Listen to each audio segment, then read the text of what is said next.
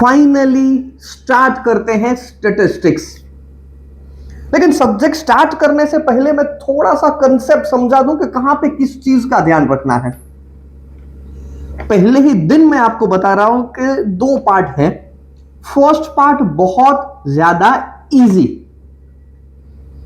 First chapter थोड़ा सा लेंदी है, बाकी के चैप्टर भी छोटे हैं और बहुत ज्यादा इजी, खाली फॉर्मूला याद रखना है और मार्क्स फुल मिल जाएंगे। दिक्कत होगी पार्ट 2 में। दिक्कत का मतलब है थोड़ी ज्यादा मेहनत करनी पड़ेगी वहां पे। तो हमारा मेन फोकस क्या रहेगा, कुछ भी हो जाए फर्स्ट पार्ट के अंदर कोई भी मार्क्स कट नहीं होना चाहिए। अब मार्क्स अच्छे उसी स्टूडेंट को आएंगे जो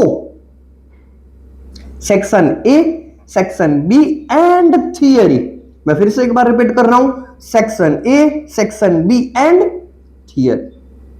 तो इन तीनों की तैयारी हम अलग से करेंगे और सम तो बहुत ज्यादा इजी ही है, उसमें तो वैसे भी कोई भी दिक्कत नहीं आने वाली है।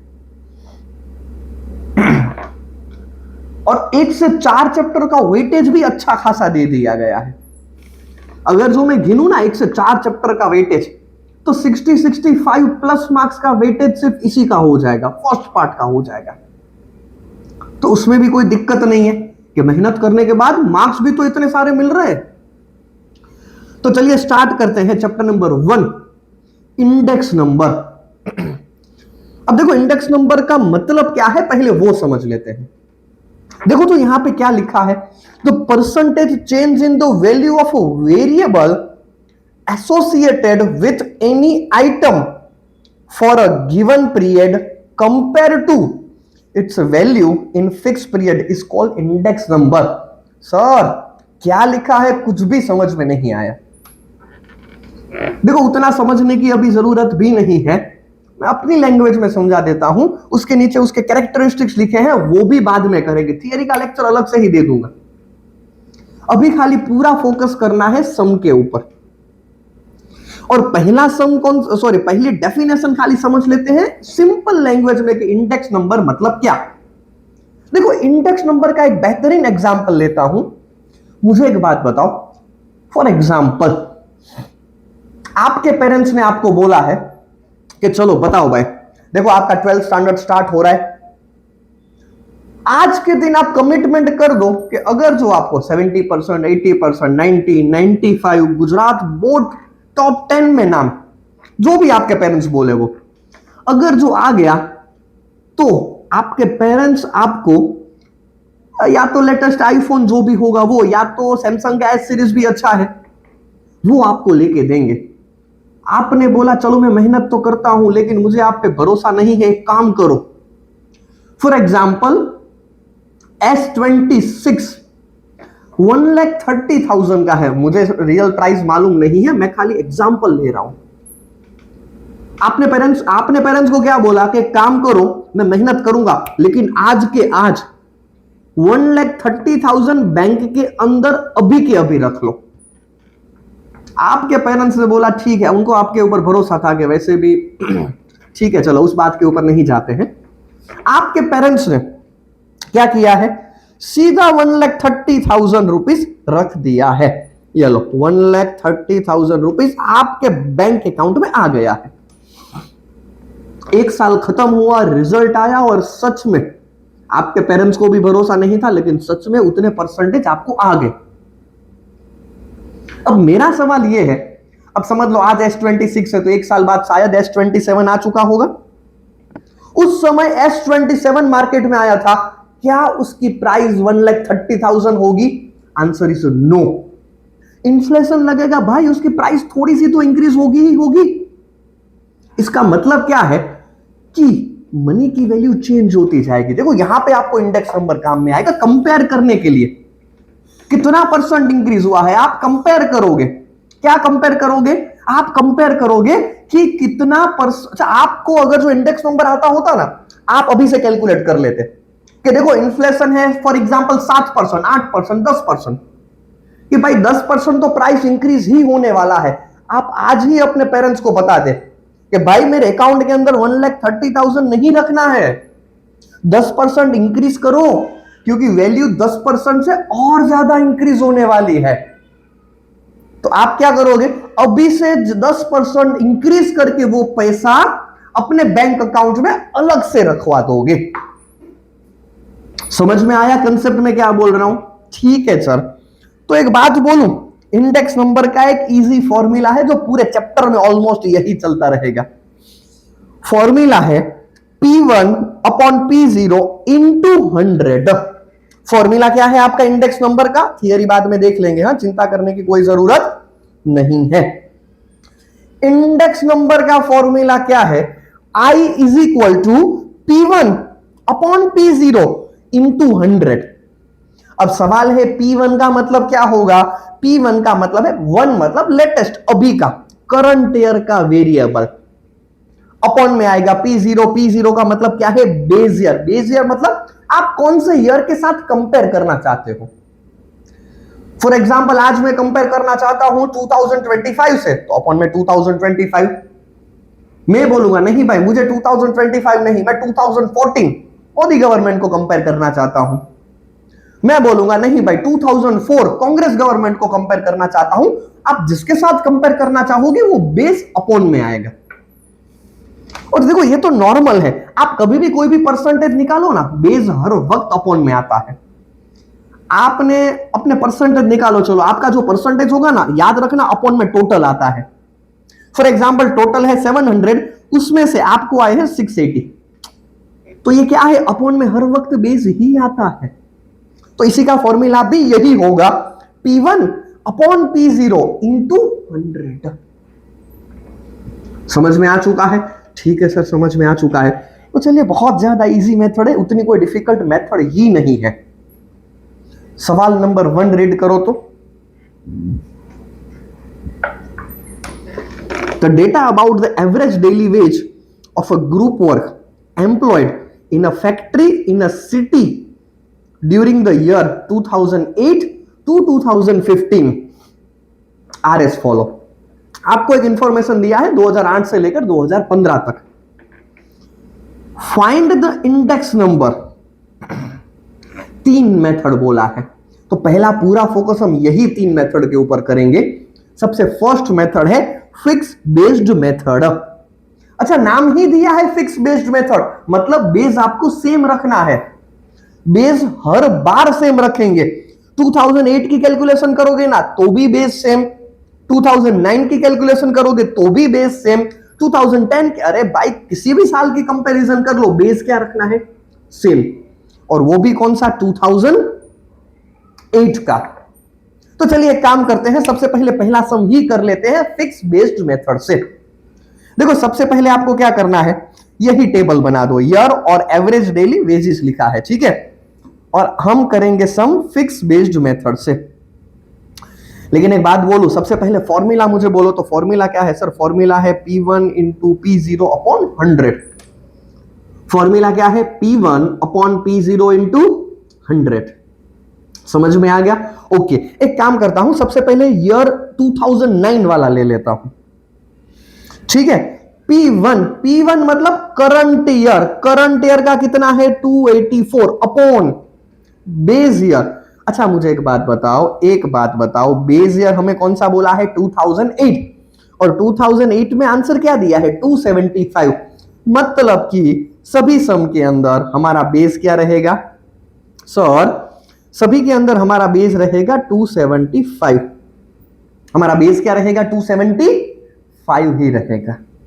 तो अगर जो हम ये कैलकुलेशन करेंगे 284 अपॉन 275 इंटू 100, तो आंसर आएगा 103.27। हाँ मुझे मालूम है थोड़ा बाहर निकल गया है, कोई चिंता नहीं है, मिटा देंगे। इंपॉर्टेंट है क्या आपको समझ में आया कि मैंने क्या किया? फॉर्मूला वही है। फॉर एग्जांपल मैं 2010 का इंडेक्स नंबर निकाल रहा हूं। इंडेक्स नंबर कितना है ये भाई? P1 मतलब लेटेस्ट ईयर 289 अपॉन बेस कौन सा लेना है? सर फिक्स बेस्ड है, 275 इंटू 100। अगर जो हम ये कैलकुलेशन करेंगे ना तो आंसर आएगा 105.09। सर क्या लास्ट तक हमें वही करना है? अरे हाँ भाई, लास्ट तक वही करना है हमें। सर आपने फर्स्ट ईयर छोड़ दिया है, अच्छा चलो फर्स्ट ईयर भी कर देता हूं। फॉर्मूला क्या है, करंट ईयर अपॉन बेस भी वही है इनटू 100, ये तो निकल गया, आंसर आएगा 100। समझ में आया मैंने क्या किया? अरे भाई P1 भी 275, बेस भी 275 इंटू 100, तो 275 निकल गया, आंसर में बचा है सिर्फ 100। कोई डाउट यहां पे? सर डाउट तो नहीं है, लेकिन थोड़ा तो समझा दो कि हम ये कर क्या रहे हैं, इसका मतलब क्या है, अब समझो। हालांकि एग्जाम में ये सब नहीं आने वाला है, लेकिन जो भी काम करे उसका मतलब तो समझ में आना चाहिए। समझो, फॉर एग्जाम्पल ये आपको दिया है एवरेज डेली वेजेस, तो अगर जो 2008 में आपके वेजेस 100 रुपीज है, कितना है, तो 2009 के अंदर 103.27, मतलब एक बात बोलू, 3.27 रुपीज इंक्रीज हुआ है। कितना इंक्रीज हुआ है? 3.27। अगर जो 2008 से कंपेयर करूं 2010 को, तो 5.09। सर आप क्या कर रहे हो? अरे भाई 100 से कंपेयर कर रहा हूं मैं, इंडेक्स नंबर वैल्यू कितना चेंज हुआ है बेस ईयर से, तो पहले साल का बेस ईयर से हुआ है 3.27, फिर हुआ है 5.09। समझ में आ रहा है क्या कर रहा हूं? 2011 P1 अपॉन P0 मतलब 293 अपॉन 275, बेस में तो हर वक्त सेम ही आएगा, बेस में कोई भी चेंजेस होने वाला नहीं है, तो आंसर क्या आएगा? 293 अपॉन 275 इंटू 100, आंसर आया है 106.55।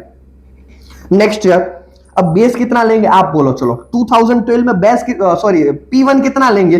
P1 297 upon P0, sir fix based method है, फिक्स बेस्ड मेथड का मतलब है P0 सेम रहेगा, अपॉन 275 इंटू 100।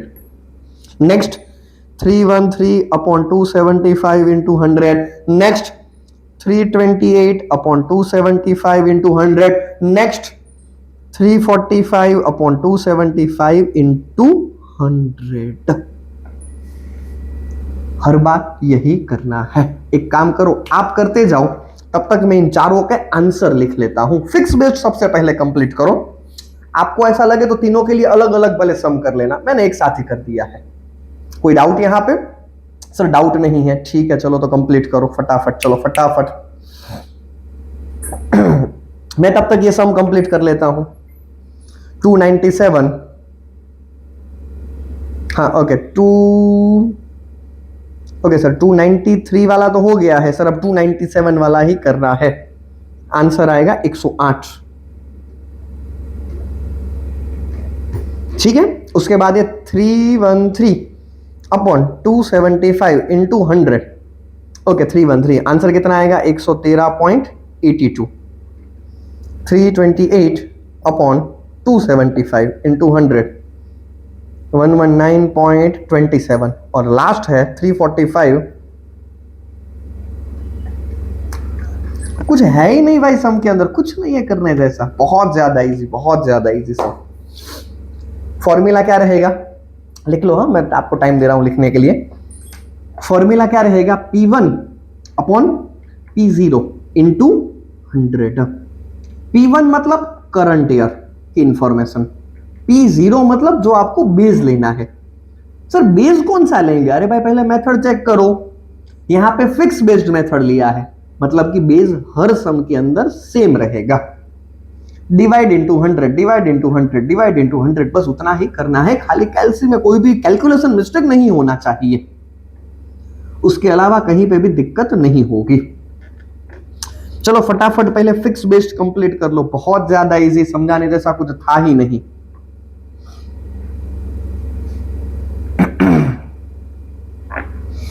समझाने जैसा कुछ था ही नहीं, बहुत ज्यादा इजी मेथड।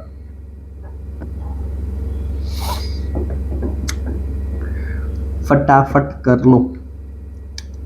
क्या सर ये एग्जाम में आ सकता है? देखो अब इतना इजी सम अगर जो एग्जाम में आ गया तो समझ लो कि भाई आपके लिए चांदी ही चांदी है। ठीक है, चांदी का प्राइस वैसे भी ऊपर बहुत ज्यादा चल रहा है, समझ लो वही चांदी आपके लिए एग्जाम के अंदर आ चुकी है। ठीक है चलो, बाकी आप ऑनलाइन है, पॉज करके भी कर सकते हो। ठीक है, वीडियो पॉज करके भी आप कर सकते हो, लेकिन आगे मत बढ़ना जब तक ये कंप्लीट नहीं हो जाता। कोई डाउट आपको नहीं है? ओके चलो, तो आगे बढ़ते हैं सेकंड मेथड। मेथड का नाम क्या है? Chain based method. अच्छा, नाम में ही दिया है चेन। चेन का मतलब क्या होगा सर? फॉर्मूला क्या होगा? देखो फॉर्मूला तो वही होगा, P1 upon P0 into 100। Formula में कोई भी चेंज नहीं होगा। सबसे पहले मैं 2009 करा रहा हूं। देखो P1 तो सेम ही रहेगा। करंट ईयर क्या रहेगा सर? करंट ईयर रहेगा 284। P0 चेन बेस मतलब एक साल पहले वाला।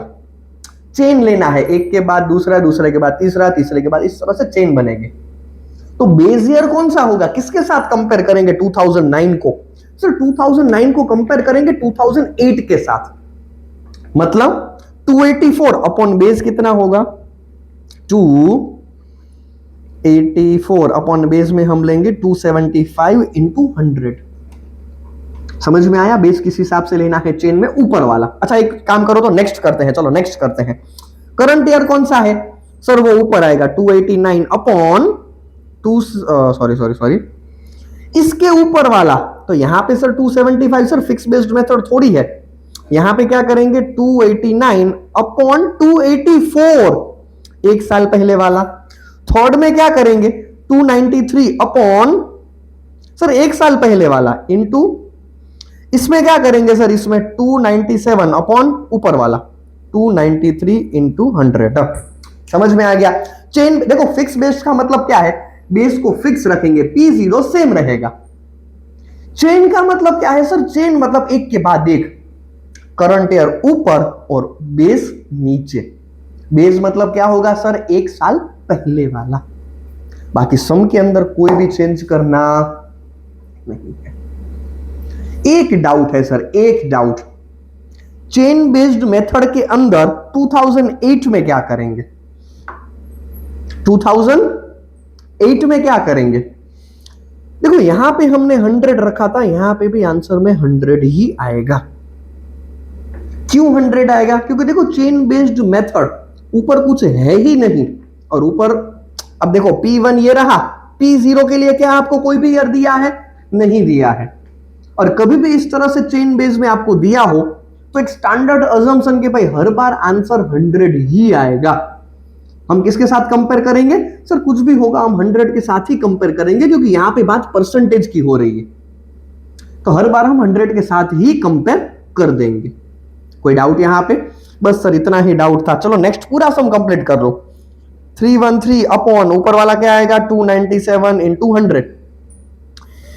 328 अपॉन 313 इंटू 100। सर कुछ आंसर तो लिखो। अच्छा चलो एक काम कर रहा हूं, इसका 100 अब एक एक आंसर कैलकुलेट करता हूं। 284 अपॉन 275, तो इसका आंसर आएगा 103.27। नेक्स्ट इसका आंसर आएगा 100 के लाइन में, चलो कर ही लेता हूं। 289 अपॉन 284, इसका आंसर आएगा 101.76। फिर है 293 अपॉन 289, 101.38।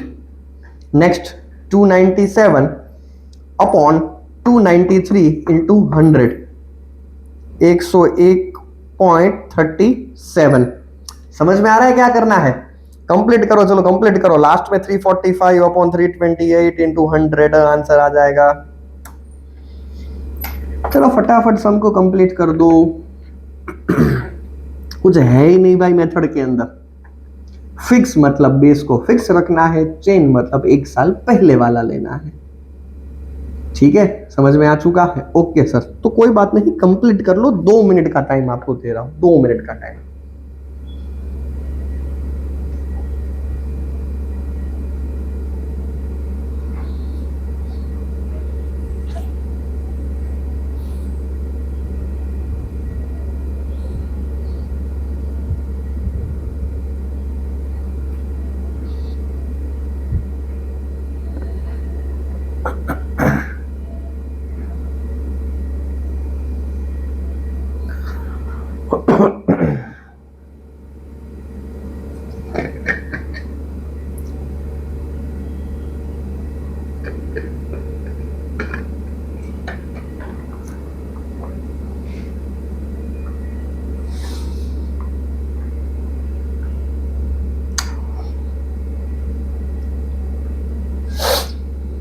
जितना हो सके उतनी कैलकुलेशन स्पीड ज्यादा रखना, तो एग्जाम में बेनिफिट मिलेगा टाइम का।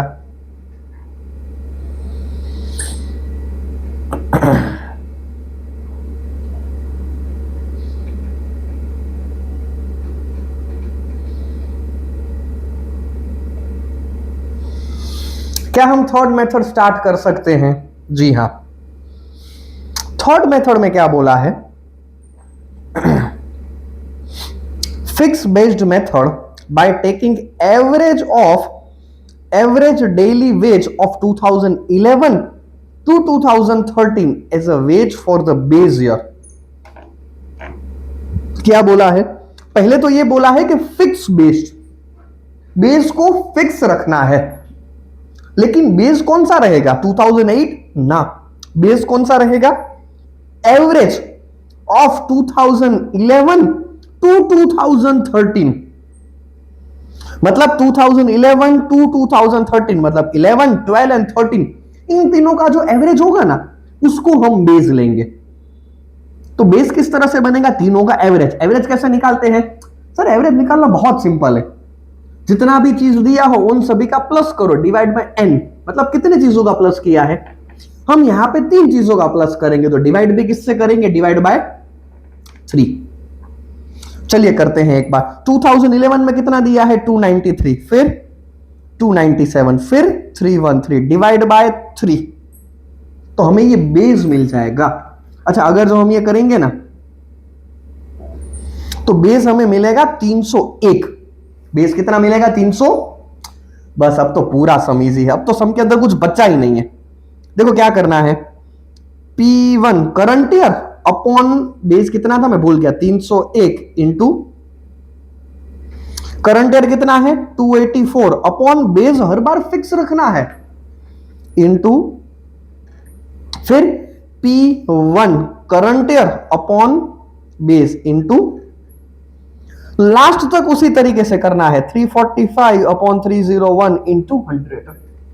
सर आप बीच वाला खा गए, अरे भाई खा नहीं गया हूं, इतना इजी है कि क्या कर रहा हूं। इंपॉर्टेंट क्या था? रीड करना के पूछा क्या है, पूछा क्या है। तो फिक्स बेस्ड मेथड 2011 टू 2013, मतलब इन तीनों का एवरेज करेंगे, जो भी आंसर मिलेगा उसको बेस रखना है। तो P0 तो फिक्स हो गया, P1 ऑलरेडी दिया है, दिमाग लगाना ही नहीं है। चलो फिर भी आंसर तो करना ही है। अगर जो हम फर्स्ट का करेंगे ना 275, ओके, तो आंसर आ रहा है 91.36। अगर जो सेकंड का करेंगे 284, थर्ड का करेंगे 289 डिवाइड बाय 301। समझ में आ रहा है मैंने क्या किया? जी सर हमें समझ में आ रहा है। एक मिनट, लास्ट भी सर एक बार कर लो तो हो जाए। ठीक है चलो।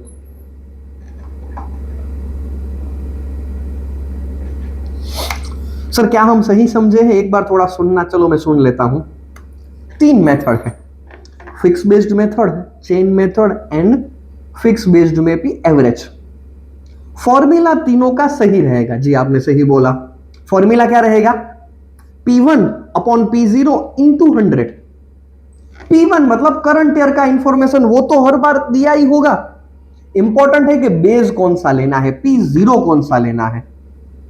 फिक्स बेस्ड में जो भी ईयर बोला हो वही बेस लेंगे, चेन में एक ऊपर वाला, और फिक्स एवरेज में आप एवरेज निकाल लो, जो भी आंसर आएगा सभी में वही बेस लेना पड़ेगा। तो चलो थर्ड मेथड भी आप कंप्लीट कर लो फटाफट। खुद कैलकुलेशन करना है, खुद कैलकुलेशन करना है, जितना हो सके उतना। ठीक है, चलो फटाफट खुद कैलकुलेशन करना है।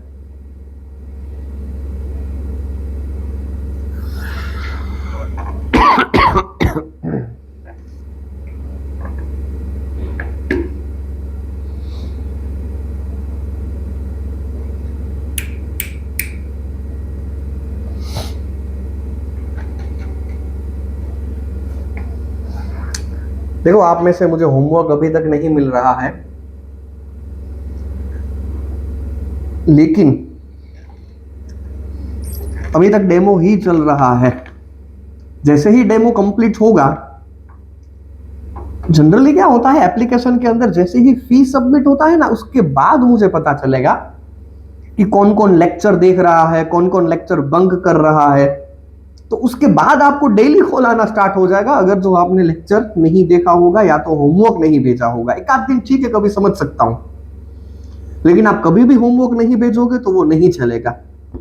अभी मुझे नहीं पता है कि किसने कितने लेक्चर देखे, क्योंकि वो इंफॉर्मेशन तभी आएगी जब वो फी स्ट्रक्चर स्टार्ट होगा, और तो एप्लीकेशन मुझे सारी डिटेल्स प्रोवाइड कराएगा कि आपने 1 घंटे का लेक्चर, 30 मिनट का लेक्चर, आधे घंटे का लेक्चर 10 मिनट देखा या पूरी 30 मिनट देखा, और कितनी मिनट तक देखा, वो सारी इंफॉर्मेशन मैं देख सकता हूं। आगे आपने एप्लीकेशन में क्या क्या किया है। ठीक है सर, ठीक है, जब होगा तब देख लेंगे। हाँ अभी मत बताओ। हाँ ठीक है, चलो तब बताऊंगा आपको। 1.1 की एक्सरसाइज का क्वेश्चन नंबर 2 एक बार सम रीड करो तो। शुगर इन सिटी का इंफॉर्मेशन दिया है, शुगर वगैरह का इंफॉर्मेशन दिया है, प्राइस वगैरह का। 3 मेथड से सम करना है। पहली मेथड फिक्स बेस्ड मेथड 2008। मुझे एक बात बताओ, पहली मेथड में हर बार अपॉन में क्या आएगा सर? 2008 मतलब अपॉन में हर बार 28, हर बार 28, हर बार 28, हर बार 28। दूसरी मेथड है चेन बेस्ड मेथड। मतलब सर चेन बेस्ड मेथड मतलब 1 साल पहले वाला, मतलब ये जब भी करेंगे ना तो अपॉन में ये रखेंगे। 2010 को कंसीडर करेंगे तो 2009 को रखेंगे, 2011 को करेंगे तो 2010 को रखेंगे। चेन चलता ही रहेगा, 1 साल पहले से कंपेयर करेंगे। और लास्ट दिया है 2009 एंड 2010 का एवरेज निकाल के बेस रखना है। मतलब 2009 एंड 2010 मतलब 28.5 प्लस 29.5 डिवाइड बाय 2। आंसर कितना आएगा सर? ये करने की जरूरत नहीं, आंसर आएगा 29। हर बार बेस में क्या रखेंगे? 29 को रखेंगे। समझ में आ चुका है? एक काम करो, ये आपको लिखना हो तो लिख दो कि 2009-10 में बेस किसको रखेंगे। क्या आप सम होमवर्क में कर सकते हो? हाँ बोलो, चलो हाँ बोलो। ओके चलो, आप सभी लोग इतने प्यार से ऐसा हाँ बोल रहे हो तो एक सम मैं आपको होमवर्क में देता हूं। बहुत ज्यादा इजी सम, लेकिन बेस लिख लो। तीसरी मेथड का बेस लिख दो, किस हिसाब से फाइंड करना है। चलो फटाफट बेस लिख दो।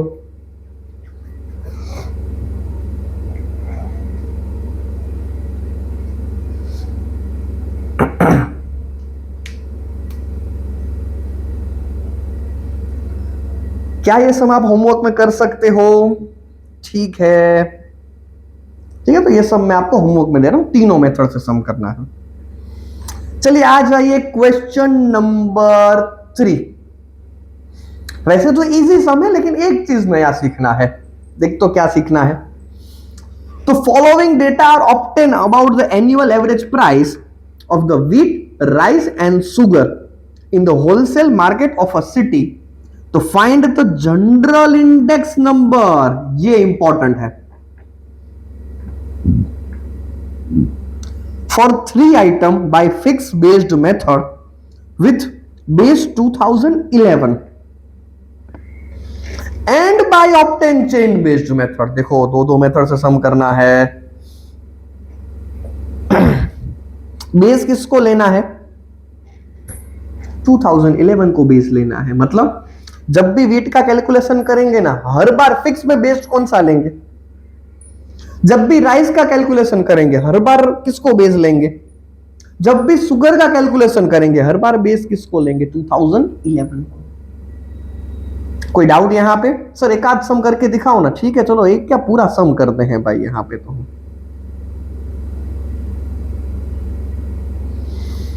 आ जाओ। हालांकि आंसर नहीं लिखा है, कोई बात नहीं, मेरे पास टेक्स्ट बुक भी है। तो मैं एक काम करता हूं, यहीं से मैं लिखता रहता। आप ऐसा हो तो आप भी टेक्स्ट बुक ओपन रखना, या तो ऊपर नीचे हम कर लेंगे। ठीक है, टेक्स्ट बुक आप ओपन रखना। देखो अगर जो मैं वीट का करूंगा ना, सबसे पहले 2012 का 11 में बता दूं, हर बार आंसर 100 आएगा। ये ले, ये ले और ये ले। सर ऐसे कैसे आपने 100 लिख दिया? अरे भाई फिक्स बेस्ड मेथड है, याद करो फिक्स और चेन बेस्ड में पहला साल कौन सा होगा? 100 ही आएगा। क्यों? क्योंकि ऊपर का कुछ दिया ही नहीं है। तो हमारा हमारा अजम्पशन क्या हो जाएगा? आंसर हर बार क्या आएगा? 100। और फिक्स में तो क्या होगा पता है? देखो ऊपर भी 18 नीचे भी 18 इंटू 100, 18 निकल गया, आंसर कितना आएगा? हालांकि दिखाने की जरूरत नहीं है, आप याद रख लो कि हमारा जो बेस होगा ना वो ऊपर नहीं दिया होगा तो हम 100 अजम्पशन लेंगे। ठीक है सर, समझ में आ चुका है। अब हमें करना है 2012 और वो भी फिक्स बेस्ड मेथड से काम करते हैं, वीट का ले लेते हैं। ठीक है, तो वीट में इंफॉर्मेशन क्या दिया है? 18.5, 18.9, ठीक है, 18.5, 18.9। सर डिवाइड किससे करेंगे? अरे भाई कुछ भी दिया हो डिवाइड आपको बेस से ही करना है, डिवाइड आपको बेस से ही करना है, फिक्स बेस्ड मेथड। उसके बाद आपको क्या दिया है? 19 था ना, और 19.5। सर डिवाइड किससे करेंगे? अरे भाई फिक्स बेस्ड मेथड है, डिवाइड हर बार हम सेम अमाउंट से ही करेंगे। तो हमारा आंसर क्या आएगा? वीट सभी का। चलो कैलसी से करते हैं फटाफट। 18.50 अपॉन 18, आंसर आएगा 102.78। Next P1 upon P0 into 100, answer आएगा 105। Next P1 upon P0 into 100, answer आएगा 105.56। और last P1 upon P0 into 100, 108.33। समझ में आ गया? देखो अलग तरीके से सम क्या है, वैसे तो सिंपल ही है। वीट का करेंगे तो वीट को ही कंपेयर करेंगे, राइस करेंगे तब किसका बीज लेंगे? सर राइस का ही कंपेरिजन करेंगे। आप वीट और राइस को आपस में कंपैरिजन नहीं कर सकते, लेकिन वीट की 2011 की प्राइस को 2015 के प्राइस के साथ कंपेयर कर सकते हो। समझ में आ रहा है? Okay sir. दूसरा क्या दिया है? राइस। फिक्स बेस्ड मेथड के अंदर, फिक्स बेस्ड मेथड के अंदर राइस का बेस कितना है? सर क्लियरली दिख रहा है 30। फिर इंफॉर्मेशन क्या दिया है? 36, 38, 38 एंड 39। इंफॉर्मेशन कितना दिया है? याद रख लेते हैं 36, 30 बुक भी है मेरे पास, 38, 38 और 39। अब सर अपॉन में क्या करेंगे वो भी ऊपर से देखना है। अरे भाई फिक्स बेस्ड मेथड है, अपॉन सेम रहेगा, upon 30 into 100, upon 30 into 100, upon 30 into 100, upon 30 into 100। बस खाली कैलकुलेशन करना है, खाली कैलकुलेशन करना है, कुछ नहीं करना है, खत्म हो चुका है। चलो करते हैं फटाफट। अगर जो 36 अपॉन ये करेंगे तो आंसर आएगा 120। दूसरा 38 अपॉन 30 करेंगे तो आंसर आएगा 126.67। फिर सेम ही दिया है तो आंसर भी सेम ही होगा। और लास्ट 39 अपॉन 30 इंटू 100। समझ में आ चुका है आपको? कोई डाउट? अच्छा मुझे एक बात बताओ, क्या आप लास्ट खुद से कर सकते हो शुगर का? चलो क्या आप शुगर का खुद से कर सकते हो? जी हां सर हम कर सकते हैं, तो कर दीजिए शुगर का खुद से। ये भी कंप्लीट कीजिए और शुगर का भी कीजिए। उसके बाद जनरल इंडेक्स निकालना सिखाता हूं। जनरल इंडेक्स कैसे निकालते हैं, चलिए फटाफट कंप्लीट कीजिए। टेबल इसी तरीके से बना सकते हैं। देखो आप इस तरह से भी कर सकते हो कि जहां पे मैंने ईयर लिखा है ना वहां पे आप आइटम्स लिखो, मतलब व्हीट राइस शुगर, और व्हीट राइस शुगर लिखा है वहां पे आप लाइन में नंबर ऑफ ईयर भी बना सकते हो, आंसर सेम ही होगा, उससे कोई फर्क नहीं पड़ता है। प्रेजेंटेशन की बात है और कोई फर्क नहीं पड़ेगा, लेकिन बात यह है कि आप ये कंप्लीट करो, उसके बाद जनरल इंडेक्स सिखाना है।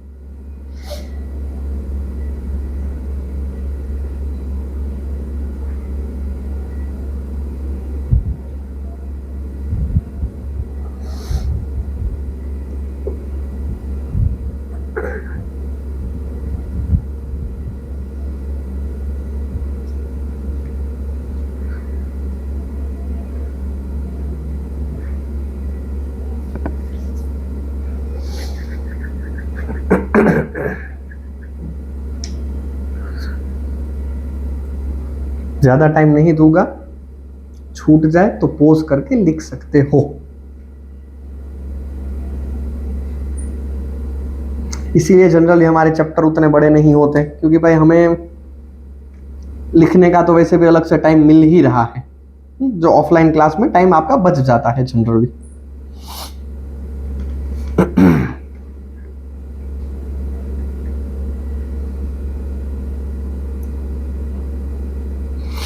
आपने ये जो निकाला है वो इंडेक्स है, लेकिन इस सम के अंदर अभी भी हमें जनरल इंडेक्स दिया है।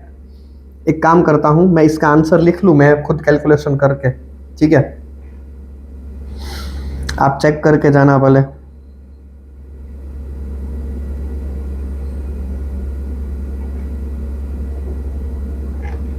दूसरे का है 106.67, तीसरे का है 113.33 और लास्ट है 120। ठीक है, चलो हम स्टार्ट करते हैं। नॉर्मल इंडेक्स तो निकाल लिया, लेकिन अब फाइंड करना है जनरल इंडेक्स। अब जनरल इंडेक्स का मतलब समझो।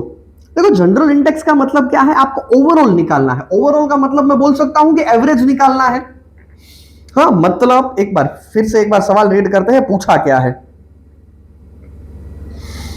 Find the general index number for 3 item.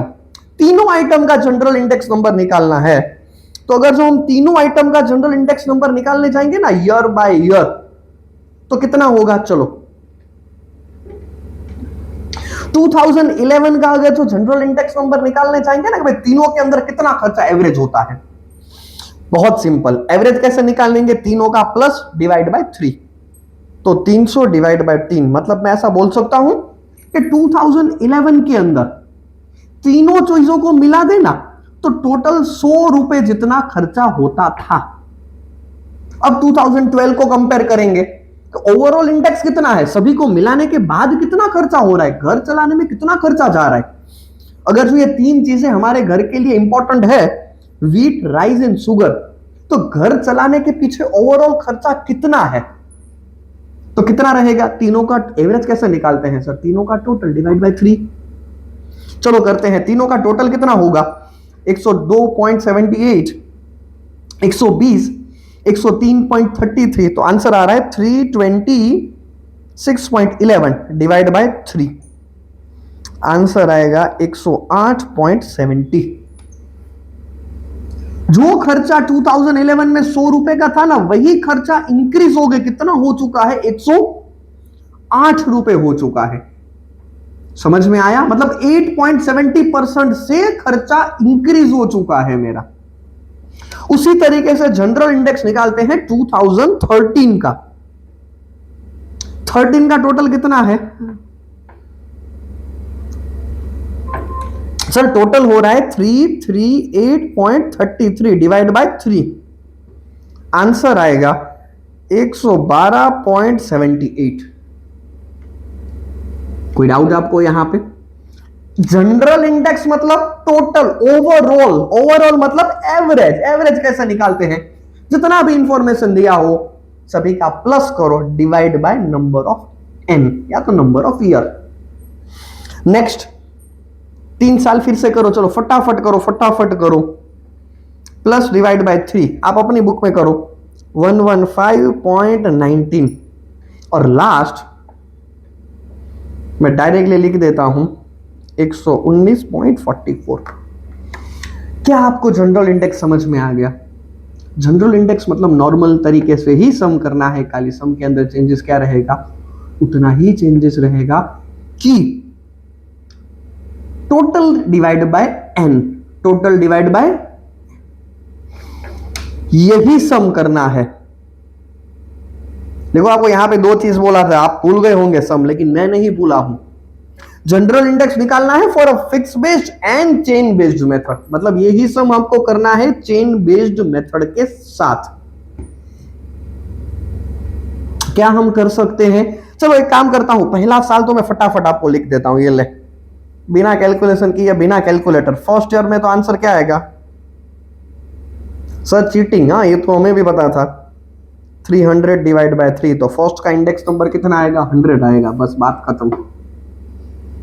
अब देखो यहां पे ट्विस्ट है, चेन बेस मतलब क्या है, फॉर्मूला तो वही रहेगा P1 अपॉन P0 इंटू 100, लेकिन 2011 का P1 कितना है, करंट ईयर का कितना है, सॉरी 2012 का सर 18.5 अपॉन में क्या आएगा 18, मतलब 18.5 अपॉन 18 इंटू 100। नेक्स्ट 18.9 अपॉन 18 लेना है। अरे सर फिक्स बेस्ड थोड़ी है, चेन बेस्ड बोला है, मतलब एक साल पहले का लेंगे, एक साल पहले मतलब 18.5 लेंगे। कौन सा लेंगे, 18.5। अरे सर मैं करंट ईयर का तो भूल गया, 18.9 अपॉन 18.5 इंटू 100। समझ में आ रहा है मैंने क्या किया है। ओके नेक्स्ट 19 डिवाइड बाय एक साल पहले वाला 18.9 इंटू 100, और लास्ट कितना दिया है 19.5 अपॉन एक साल पहले इंटू 100।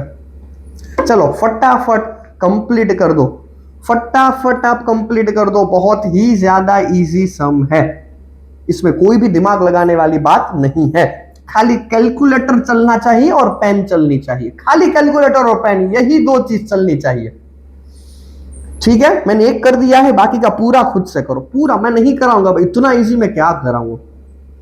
चेन बेस मतलब current year upon base year, base year कौन सा, एक साल पहले वाला।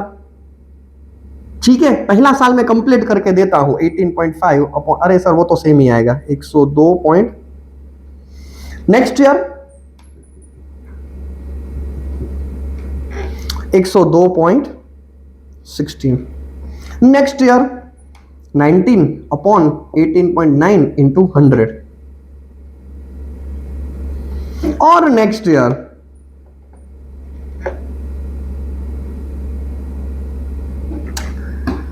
समझ में आ गया, पूरा सम खुद से कंप्लीट करो। राइज में भी उसी तरीके से मैं डायरेक्टली आंसर लिख रहा हूं, मैं डायरेक्टली आंसर लिख रहा हूं।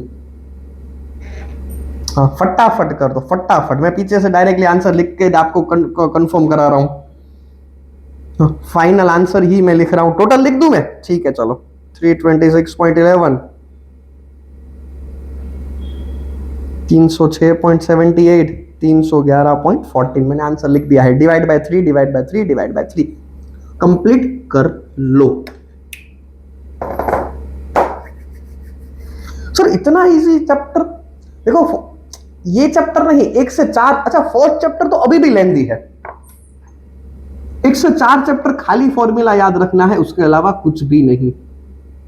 हाँ लेकिन तैयारी किसमें ज्यादा टाइम किसमें लगेगा, सेक्शन ए सेक्शन बी और थियरी। हाँ स्टैटिस्टिक्स में यहां पे ज्यादा टाइम लगेगा, और ज्यादातर स्टूडेंट यहीं पे मिस्टेक करते हैं कि उस जगह पे फोकस नहीं करते, इसलिए मार्क्स कम आते हैं। याद रखना मेरी बात, सेक्शन ए सेक्शन बी और थियरी जिसने भी नहीं किया उसको अच्छे मार्क्स नहीं आएंगे, मैं ये बात 100 बार बोलूंगा जब जब ये सब्जेक्ट लेंगे, लेकिन अभी के लिए ये कंप्लीट कर लो।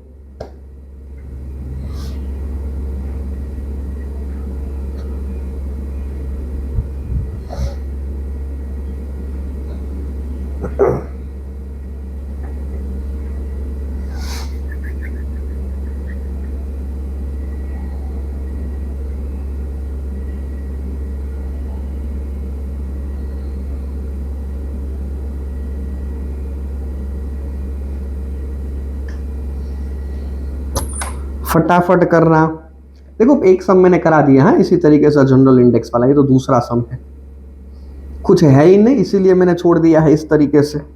थोड़ा सा दिमाग तो आप भी लगा सकते हो, और देखो दिमाग का ऐसा है जितना ज्यादा यूज करोगे हाँ उतना बेनिफिट होगा, ऐसे ही पड़ा पड़ा बेचारा, जितना हो सके उतना ज्यादा यूज करो, हालांकि दिमाग लगाना ही नहीं है इसमें, तो खाली कैलकुलेटर का ही यूज करना है। एक काम करते हैं चलो, नेक्स्ट सम के ऊपर आ ही जाते हैं। ठीक है, आप आराम से कंप्लीट कर लेना। हाँ, लेकिन कंप्लीट ना हो तब तक नेक्स्ट सम के ऊपर नहीं आना है। वीडियो को 2 मिनट के लिए पॉज कर दो, सम कंप्लीट करो, बाद में ही आगे बढ़ना है। ओके चलो बता देता हूं, आज का ये आखिरी सम है। हाँ, तो थोड़ा मोटिवेशन फिर से मिल गया आज सम करने के लिए आपको। क्या दिया है? The price of 5 fuel related item in the year 2012 and 14 as follow. बाद में रीड करो तो क्या दिया है, रीड करो। General index number for 5 fuel item by taking the year 2012 as a base year. मतलब इलेक्ट्रिसिटी को कंपेयर करोगे तो बेस कौन सा लोगे, गैस सिलेंडर को कंसिडर तो बेस कौन सा लोगे, इसको कंसिडर करोगे तो बेस कौन सा लोगे, इसको कंसिडर करोगे तो बेस कौन सा लोगे, इसको कंसिडर करोगे तो बेस कौन सा लोगे। सर बेस ये लेंगे और बाद में जनरल इंडेक्स निकालेंगे। चलिए सर सम स्टार्ट करते हैं। देखो मेरे लिए सही है, मेरी टीम मुझे ये पूरा मैं बोलता हूं उस तरह से मुझे बना के दे देती है, लेकिन आपको ये टेबल वेबल सब बनाना पड़ेगा। एग्जाम के अंदर आपको टेबल बना के कोई देने वाला नहीं है। ठीक है, ओके। तो 2012 का प्राइस, हालांकि ये भी मुझे लिखवाना चाहिए था 3,345 ओके चलो। हालांकि मैं एक काम करता हूं, टेक्स्ट बुक में से देख के ही यहां पे लिख लेता हूं। क्या दिया है? 345 115 और 12, और ये दिया है 3.5 370 1.50 20 और 15। देखो कई बार आपको स्कूल के अंदर जनरल इंडेक्स में क्या कराएंगे पता है, फॉर्मूला लगाएंगे P1 अपॉन P0। फिर आप बोलोगे कि सर हमने तो क्लास में अलग कराया था। देखो आप इस तरह से भी कर सकते हो। मतलब एक काम करते हैं, P1 अपॉन ये, दूसरा 370 अपॉन 345, फिर 150 का बेस क्या है 1, इसका बेस क्या है ये, इसका बेस क्या है ये। सर 100 किधर गया? अरे भाई 100 जनरल इंडेक्स के टाइम पे निकाल लेंगे, उसमें क्या बड़ी बात है। आप इन सभी में करो या एवरेज निकालते समय करो, उसमें कोई फर्क नहीं पड़ेगा। फॉर्मूला तो वही किया, पहले 100 सब में लगाया। अच्छा ऊपर वाले सब में हमने क्या किया था कि डिवाइड बाय 3 किया था ना, तब 100 नहीं किया था। आप कुछ भी कर सकते हो, यहां पे भी 100 लगा सकते हो और लास्ट में भी लगा सकते हो। तो स्कूल में कुछ अलग दिखे तो ऐसा मत सोचना कि सर ने हमने कुछ अलग ही करा दिया है। आप दोनों मेथड से सम कर सकते हो। चलो अगर तो ये कंप्लीट करेंगे ना, कितना आएगा 1.1667, फिर 1.0725, फिर 1. ये तो कुछ करना ही नहीं है, और लास्ट। अब सवाल है सर जनरल इंडेक्स कैसे निकालेंगे। देखो जनरल इंडेक्स आसानी से निकल जाएगा। पहले इन सभी का टोटल करो, तो अगर जो हम टोटल करेंगे तो हमारा आंसर आएगा 6.3225। टोटल कितनी आइटम लिया है हमने 1 2 3 4 और 5 डिवाइड बाय 5। क्या आपने यहां पे इंटू 100 किया? नहीं किया। एक काम करो, एक साथ 100 लगा दो। ये लीजिए एक साथ हमने 100 लगा दिया, हमारा आंसर आएगा 126.45। आंसर कितना आया 126.45। दोनों में से कोई भी मेथड से आप सम कर सकते हो। यहां पे एक एक इंडेक्स निकालो तब भी इंटू 100 कर सकते हो और लास्ट आंसर में भी 100 कर सकते हो। आपका जनरल इंडेक्स निकल चुका है, लेकिन ये सम में अभी भी कुछ तो ट्विस्ट है। ये सब करने के बाद भी, अरे सर आप लास्ट में आ गए, कोई बात नहीं चलो।